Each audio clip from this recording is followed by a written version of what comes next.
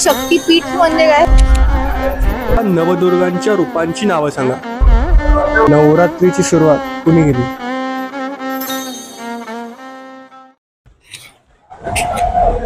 आम्ही intro video shoot करतो इथे आणि टचअप चालू आहे.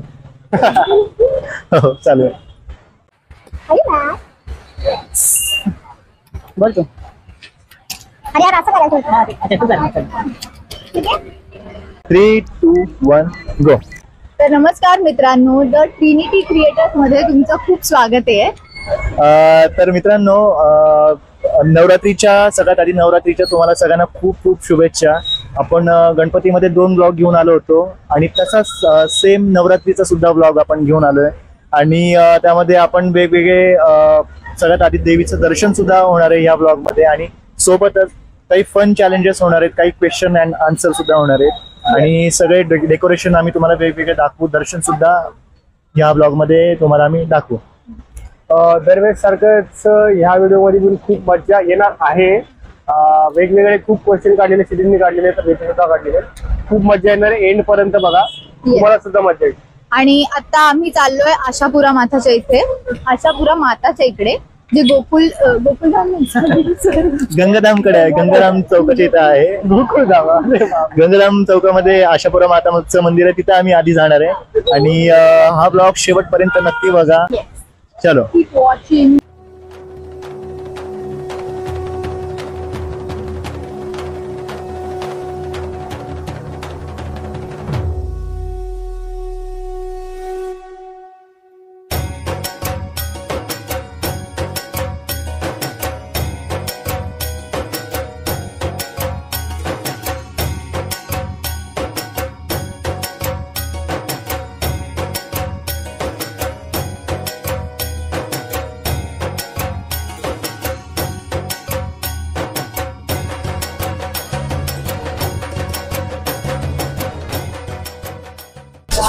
इथे मृणाला थोडस मृणालला नाही, फक्त नाही मधुरला पण. मृणाल खुश झाली. इथे मस्तपैकी जेवण बनवलंय आणि हे बघून आपण जाऊ शकतो ना खाली? छोटस काहीच नाही, आपल्याला अलाउड नसतं. आहे ना, अलाउड आहे. भक्तांना अलाउड करायला पाहिजे. हे पण तोंडाला पाणी सुटलं. अरे माईक.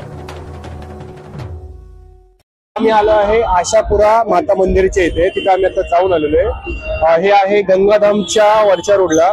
खूप ट्रॅफिक होतं. अर्ध्या तासानंतर आम्ही इथं आलोय, पण मंदिर एवढं सुंदर होतं.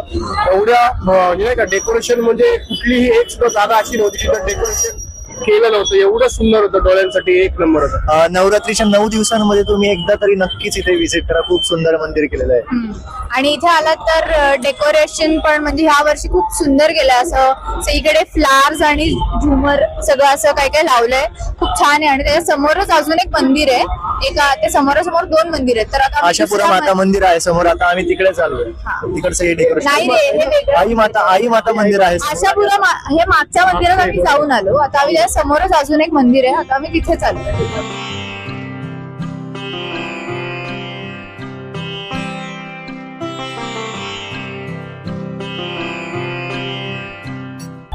आता हे दोघं चप्पल काढतात. हे बघा, ये हमारा पगलू है. पगलू बात पे चिढ़ जाती है बंदी.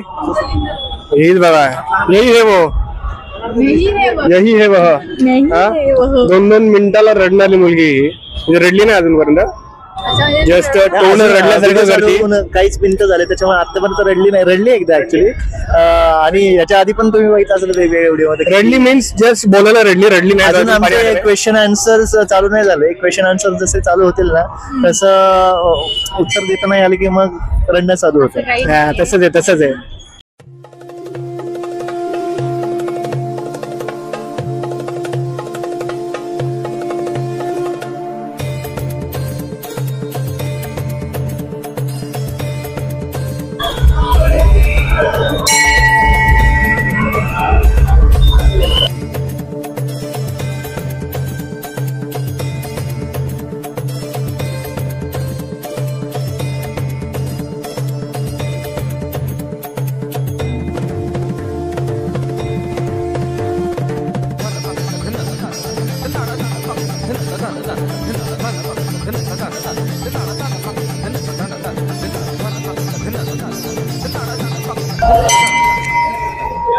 हे दोघं बघा, हे तिचं हाईट तरी 4 आहे त्या मुलीची बघा.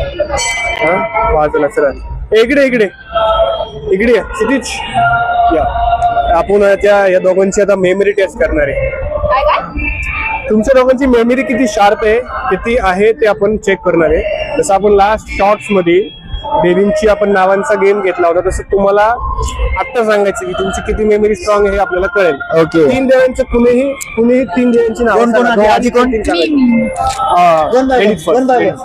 ए, नको यार, One by one, please, हा? please, please. One by one ना? मला जेवढे लक्षात अच्छा चालेल ना, चालेल. माझी नाव घेणार. मला लक्षात आहे डायरेक्ट 3, मला 4 लक्षात आहे. मी सांगायचं. पटकन बोलते. सांगायचं मग तू सांग. क्षितिजला कळलाय गेम होता तुला त्यामुळं. ब्रह्मचारिणी माता, ओके. स्कंद माता, ओके महागौरी माता, ओके काल रात्री माता, ओके कत्यायानी माता. Okay. I am done guys, I am good at memories. Brahmacharini माता झालं, सांगितलं. झालं. महागौरी माता पण झाली का? तिचं पण झालं. कुष्मांडा माता. हो बरोबर. आहे. Nice nice. हा आता 6 सांगितलं आम्ही 6. आता मधुरला कसं असं विचारू सांगितलंय? का? बाकीचे मधुरला आपण 4 झाले ना? 3 राहिले, तर 3 पैकी कुठलंही एक मधुरने सांगायचं. हा, आता एक मधुरने सांगेल.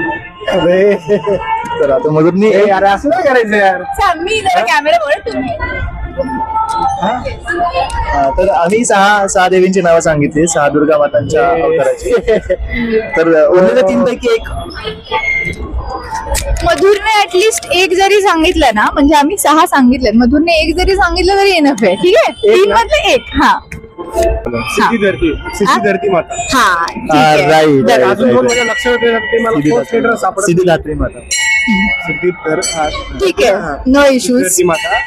अजून 2 लक्षात येतात, आता विसरलो मी. ठीक आहे, एक विचारलं होतं आम्ही, एक सांगितलं त्यांनी. ठीक आहे.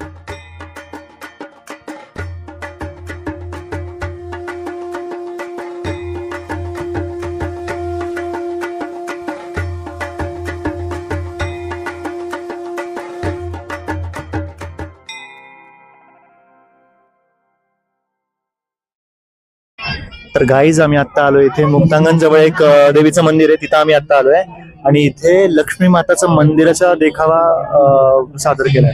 खूप गर्दी आहे इथे. आम्ही लाईन मध्ये थांबलोय. 15 मिनिट झाले लाईन मध्ये थांबून. अरे तर परत हे repeat ते पुढच्या मॅडम ज्या आहेत त्या आम्हाला विचारतायत की इंस्टाग्रामवर आहे का तुम्ही, तर आम्ही त्यांना सांगितलं की आम्ही युट्यूबवर ब्लॉग बनवतो. सबस्क्राईब करायला सांग ना त्यांना. तू सांग ना, सांग ना, तू सांग. आपलं चॅनल आहे त्यांना सबस्क्राईब करायला सांग. आपल्या चॅनलचं नाव सांग. अरे प्रमोशन आहे, प्रमोशन नको करायला. Video subscribe to our channel guys. नाही गाईजला नाही, यांना push.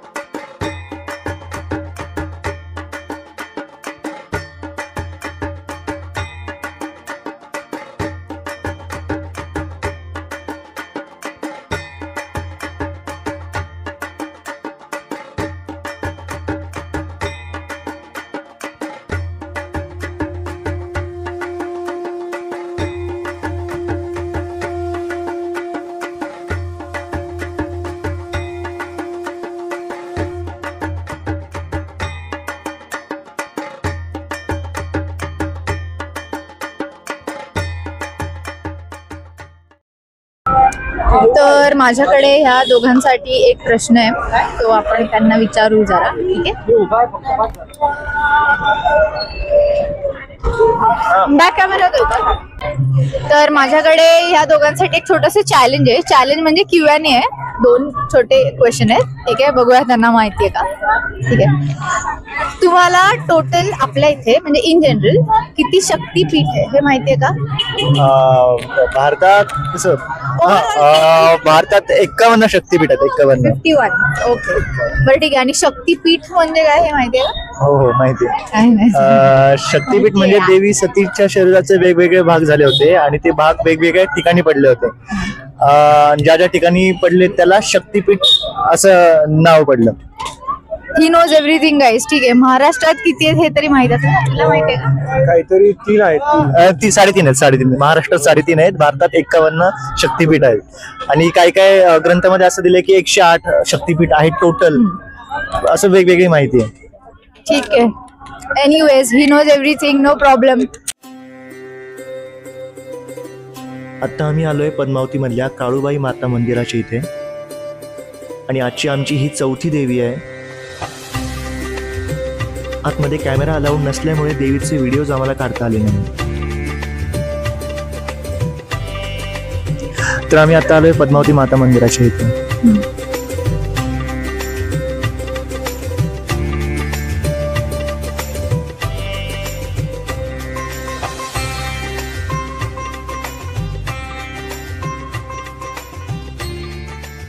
तर मित्रांनो, आपलं शेवटीच मंदिराचं दर्शन झालेलं आहे, पद्मावती मंदिरावालं.